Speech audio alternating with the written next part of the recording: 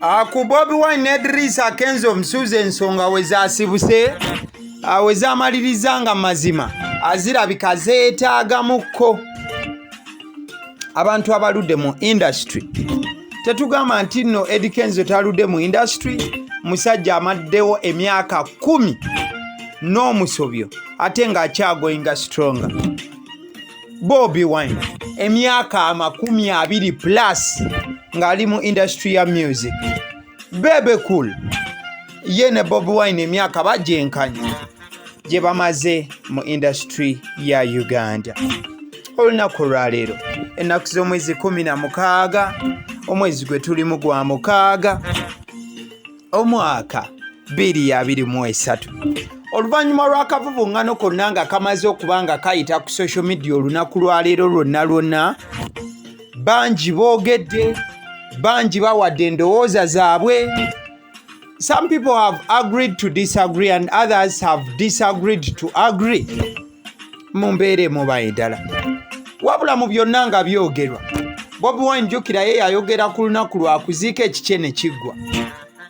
Kenzo yakedde kutabuka nnyo n'ali obuwuka. Era baalidde balidde ababadde bagezaako kubanga bamuleetako ka speed abalaze nti balina okusala mu mbeera emu b'endala. Tubadde awo omuntu owedda gwe tulinda abadde omu yekka ye Bebe Kyaddaaki. Amalirizo tuwa ekiwandiiko ekiri official. Mukwano gwange ekiwandiiko kino kiwanvu. Nkiddamu. Ekiwandiiko kino Bebe kyawandiise kibadde kiwanvu. Wabula ekiwandiiko kino kiddamu ensonga zonna.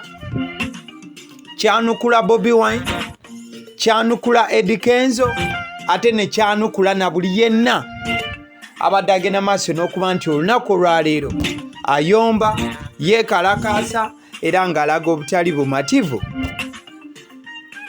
ku mbeera ebadde egenda maaso n'okubanga etambula. Kale tutandikirewo. Ekiwandiiko kiri mu lulimi Luzungu, ngenda kuba nga nkusomerako nga nsoma mu Luzungu bwe mala ne nkuddiza mu lulimi Oluganda. Tofaayo, Oluzungu tugenda dusoma mu ngeri ya Kiganda olusinga okuba nga lutegeerekeka. From the start, probably in the 1950s, the Uganda music and arts sector in general has always been considered disorganized, probably rightly so. Bebe agamba okuviira ddala mu ntandikwa naddala mu myaka eg'5 oba mu 1950 eyo, music wa Uganda ne art yenna ng'obitwalidde wamu bibadde ebbanga lyonna bitwalibwa nga ebitali bitegeke era ebiri disorganized ennyo. Bebe n'agattako nti ekyo nno kituufu. There has always been dissenting and different voices, but the end idea has always been the same. To earn from our talent, execution is what has been wrong. Nti wabaddengawo amaloboozi ag'enjawulo, naye ng'ate gye bikkira ebirowoozo bibadde nga bye bimu, ng'ekirowoozo ekituufu kyakubeera nti tufuna okuva mu bitone byaffe, wabula ekibadde ng'ekifu ye mmaliriza ya byonna, oba okuyisaamu oba obukozi bwa kyonna okuba nga kiyitamu. Bebe agattako.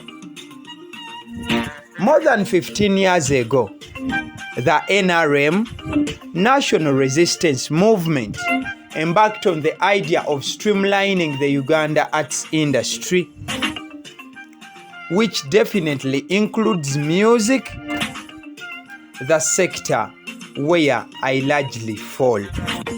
Nti emyaka 15 emabega, ekibiina ki NRM oba ki National Resistance Movement kyagenda maaso n'okuba nga kireeta ekirowoozo eky'okuba nga kitereeza industry ya art wa Uganda. Nga art wa Uganda oyo gwe twogerako alimu n'omuziki Bebe gwagamba nti omwo ye mwajjira oba mwagenda maaso n'okubanga agwa. Bebe Cool agattako. Then 15 or so years ago, meetings happened. This was especially through Jerusalem Saleh, a respectable gentleman who has always loved music and arts generally. Nti ebiseera ebyo emyaka 15 n'omusobyo emabega enkuŋŋaana zaatandika okuba nga zibeerawo, nga kino nno gyayitibwamu Jerusalem Saleh. Oyo nno gwe mulaba ku kifaananyi ali oyo ali ne Bobi Wine awo, ng'abagamba nti enkuŋŋaana zino zaayitanga mu Jerusalem Saleh. Oyo gw'olaba ayambadde essaati ey'obukuubo erimu busita. Ebiseera ebyo awo yali ayimiridde ne Bobi Wine. Bebe Cool agamba nti enkiiko zaakolebwa ez'enjawulo nga ziyita mu Jerusalem Saleh, nti omusajja ow'ekitiibwa ate nga musajja abadde ayagala ennyo music wa Uganda wamu ne art mu bujjuvu. There are a catalogue of photos of different artists meeting Jerusalem Saleh. These photos have been splashed all over media over time. Nti waliwo ebifaananyi eby'enjawulo nga birimu abayimbi ab'enjawulo ababadde bagendanga maaso n'okuba nga basisinkana Jerusalem Saleh. Ebifaananyi bino bibadde okumala ebbanga eriwanvu bitambuzibwa era ne byetooloozebwa ku social media. Bebe Cool agattako. Along the way, few channels like UPRS, NCF, UNCC, etc. were formed.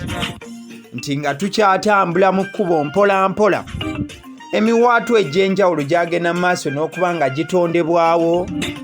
Omwali UPRS, by the way atamanyi UPRS gye bayita Uganda Performing Rights Society, NCF eyo gye bayita National Cultural Forum, UNCC nayo era nayo ya culture, bintu bikwatagana ne culture. In fact UNCC eyo yetwala ne National Theatre. Bebe Cool agamba nti emiwaatu egyo egy'enjawulo gyagenda maaso n'okuba nga gitondebwawo. All this aimed at bringing artists together for their common good. Nti bino byonna byatondebwawo naye nga amakulu gaabyo byonna kulaba nga baleeta abayimbi bakiganyulwemu wamu. Like already said, to rightfully earn from their talent stroke compositions. Nti nga bwe nayogedde already, bino byonna byakolebwa nga twagala bannabitone bafunemu ebyo bye bayiiya oba ebiyiiye byabwe. However, most popular artists did not fully embrace these organizations. Tinaye nabwe kityo abayimbi abamanyi oba abamanyikiddwa tebagenda maaso n'okuba nga bakkiriziganya n'enteekateeka eza bino byonna ebyagenda maaso n'okuba nga biteekebwawo. And sadly, because of this, the people who ran some of these associations took advantage and ripped us, the musicians and artists in Uganda have always largely earned through stage appearances stroke performances. Nti n'ekyennaku abantu abaddukiranga eri ebitongole bino byabatwala mu mbeera ey'okuba nti byo bifunamu, ate nga abayimbi n'abakozi ba ati mu Uganda ebbanga lyonna basinga kufunira ku stage n'okubeera nga basanyusa oba nga baweereza abantu. Nabaganye ekiwandiiko kiwanvu.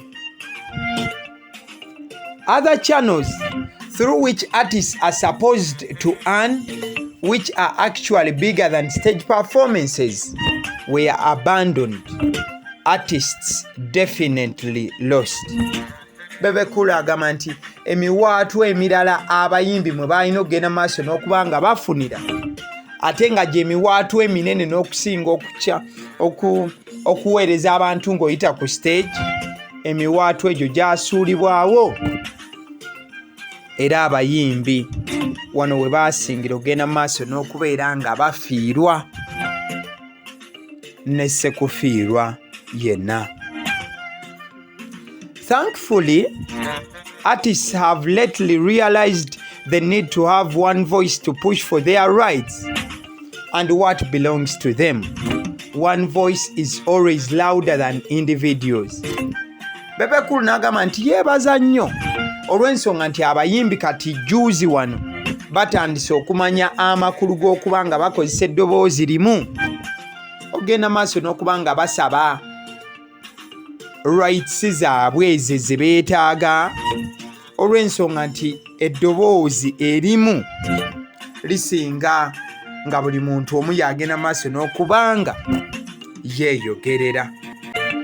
Mwana mulenzi Bebe Cool agattako anti the recently formed Uganda National Musicians Federation is a bridge that intends to bring together all artists for one common good, rightful pay. Nti ekibiina ekyakagunjizibwawo jjo juuzi ekya Uganda National Musicians Federation kyateereddwawo ng'olutindo olwagala okuleeta abayimbi awamu ku lw'ensonga emu, kubeera nga basasulwa bulungi. If you realize, most of the people stroke musicians in the federation are the pop stars who had initially not shown any effort towards unification. They were the missing link.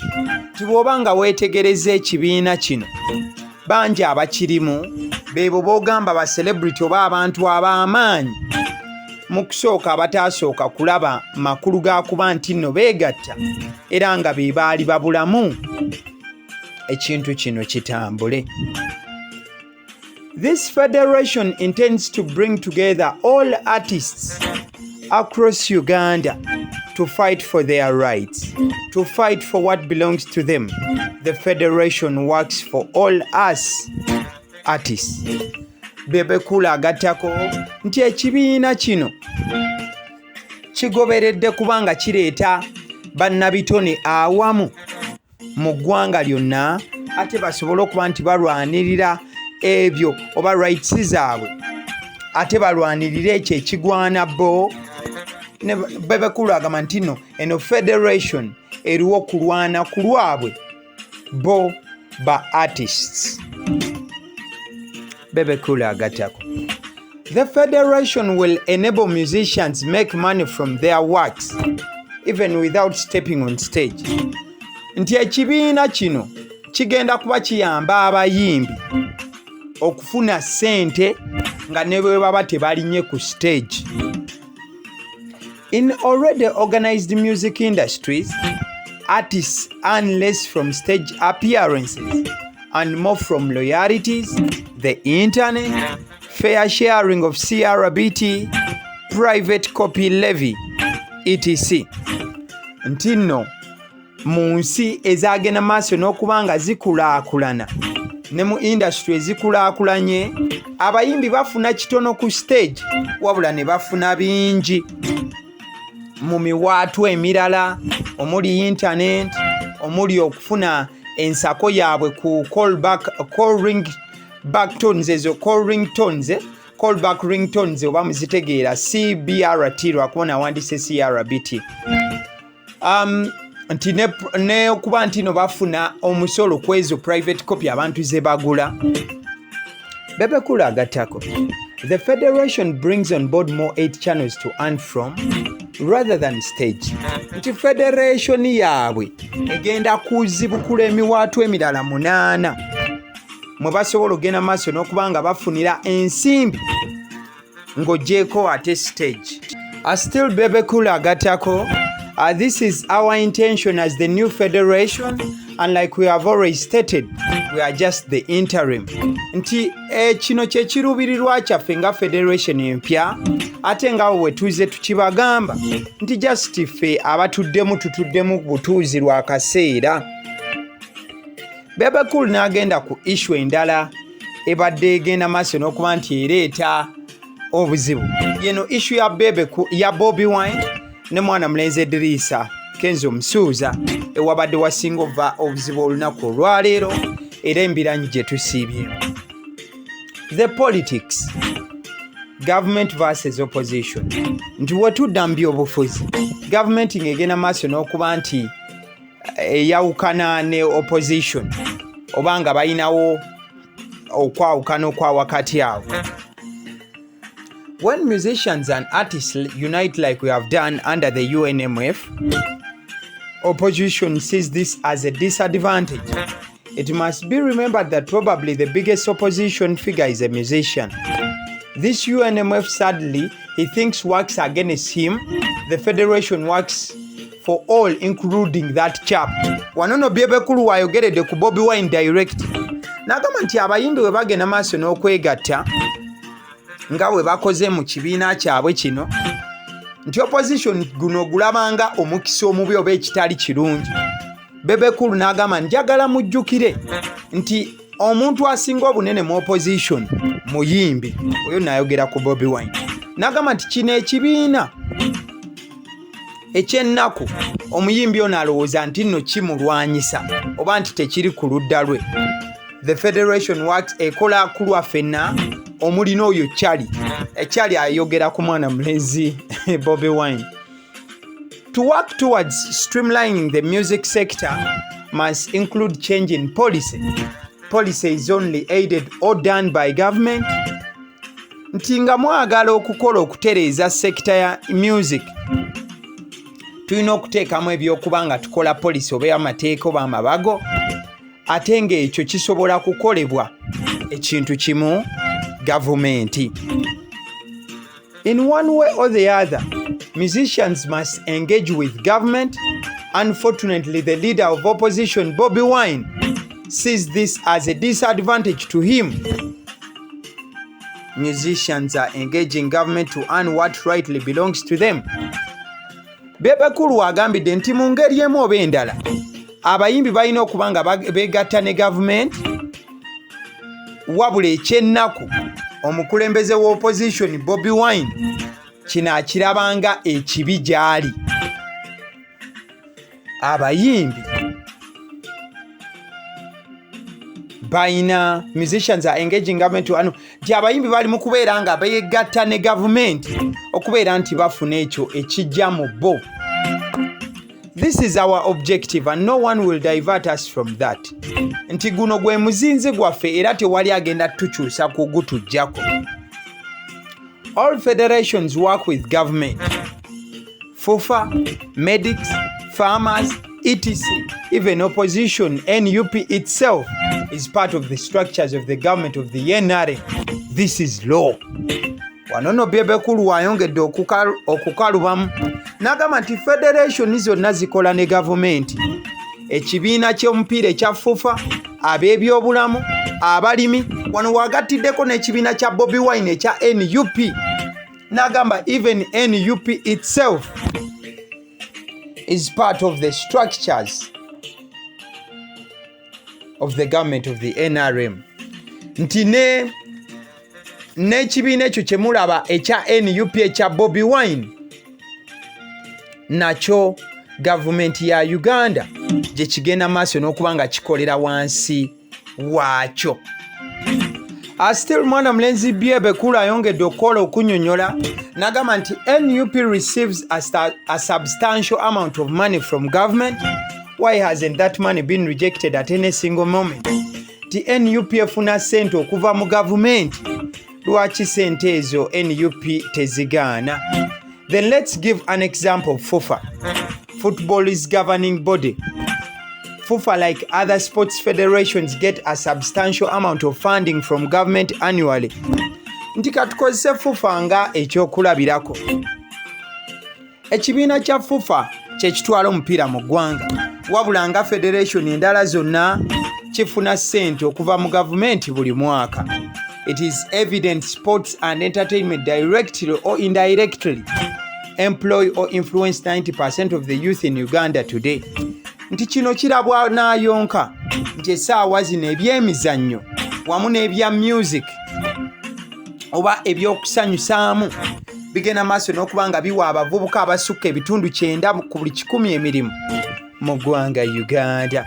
Therefore, if sports is funded and no one questions why should you question any government funding towards the Musicians Federation?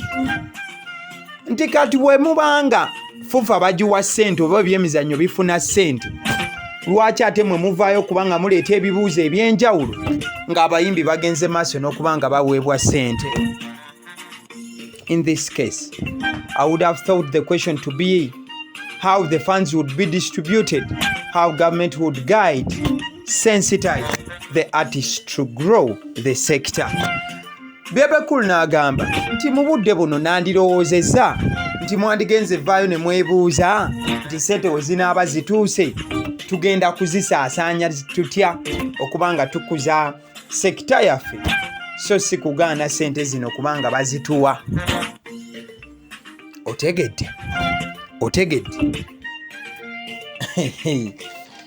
mwana mulenzi Bebe ayongerako nti nno ayongerako bw'ati bannange ekiwandiiko kino, Nigeria government directly financially invests in their music industry and no doubt it must be one of their biggest exports right now. Nti gavumenti ya Nigeria egenda maaso n'okuba nga eteeka ssente mu music industry ewatali kubuusabuusa. Essaawa zino music kyekyobugagga ekikyasinze okuba nga kitundibwa okuva e Nigeria ne kifuluma eggwanga, era Nigeria ekyenyumirizaamu. Still mwana mulenzi Bebe ali Bebe alibantana ayongera okunnyonnyola n'agamba nti so what the hell? Therefore, Bobi Wine must drop the individualism. Surely the Ugandan National Musicians Federation is not fighting him but rather fighting for him as an artist.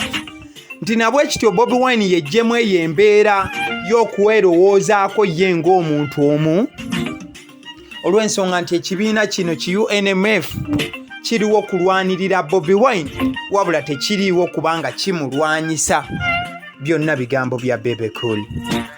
Bobi Wine knows that if us musicians are better financially, he loses clout. Nti Bobi Wine akimanyi bulungi nti fe abayimbi we tunaafuuka abaakabi, ye ajja kufiirwa ettutumu eryo lyafunaafuna erya buli kadde eritasaanidde wano na wali.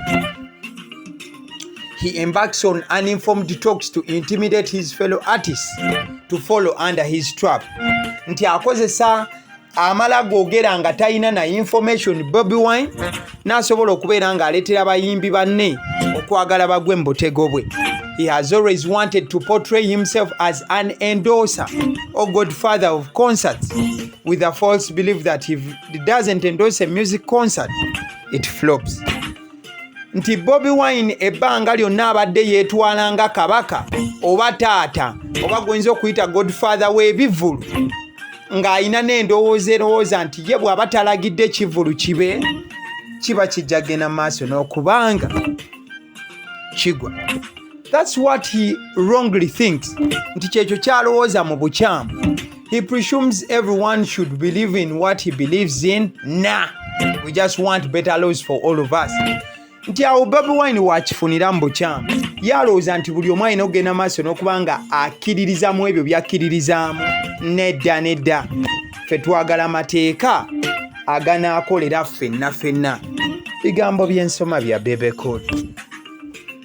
It was actually very insulting and total disrespect for Bobi Wine to lash out at musicians like he did at late Kato Lubwama's burial. As musicians, we don't take his foolish rant lightly. Nti kyabadde ddala nga kiweebuula okubeera nga Bobi Wine agenda maaso n'okuba nga atabukira abayimbi nga bwe yakola mu kufa kw'omugenzi Kato mu kuziika, n'agamba ffe ng'abayimbi ebyo ebyekisiru Bobi Wine byagenda yeeyogeza tetubitwala ng'ebyokusaaga, tubitwalira ddala ng'ebikulu. Bebe Cool agata. He wants to be seen as our savior. Nti ayagala kwerabisa alage nti yeye mununuzi waffe.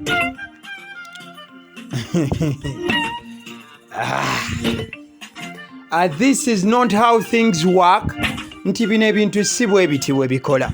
We need better policies that will streamline and focus our industry from us to earn what's rightfully ours. Nti bino ebintu si bwe bikola.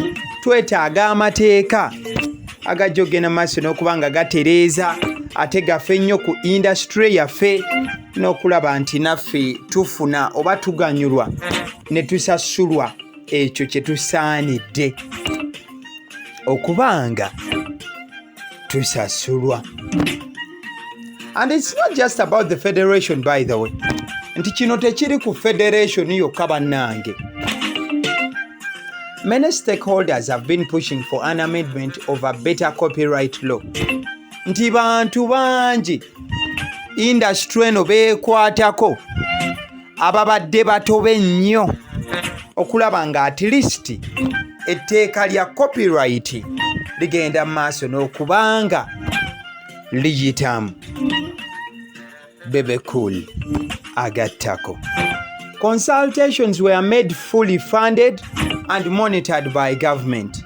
Nti ogenda maaso n'okubanga tukola okwebuuza kwagenda maaso n'okukolebwa ate nga kwateekebwamu ensimbi n'okubanga kwekenneenyezebwa gavumenti eya Uganda. By the way, Bobi was in parliament and did nothing for arts sector. Bebe cool ayogera nti bannange njagala ate mukimanye Bobi Wine yali mu parliament wabula talina kye yakolera sekita eno eya art. We must all work together now, and this is where I call upon all stakeholders in the art sector to join the voice. Nti tulina okukola ffenna kati era wano wempitira abo bonna bekikwatako mu industry ya art okubeera nti twegattira wamu ogenda maaso n'okubanga tukola eddoboozi eryawamu. As Bebe Cool, I advise all artists to confidentially stand. Not confidentially, not confidentially.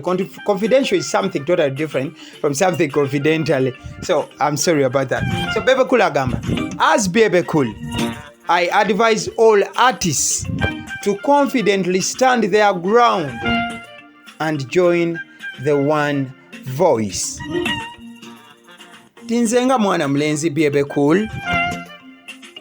Ngenda maaso n'okubanga mpa amagezi abayimbi bonna okuyimirira bagatte amaloboozi lifuuke eddoboozi limu bwe riti sobole okuggusa ekyo kye twagala. Ogenda maaso n'okuggusa bw'atyo n'agenda maaso n'okubanga ateekako omukono Bebe Cool n'agattako wansi gy'afubutuka ewatuufu era ekibiina kyagenda maaso n'okubanga akulembera ky'ekibiina ekya Gagamel.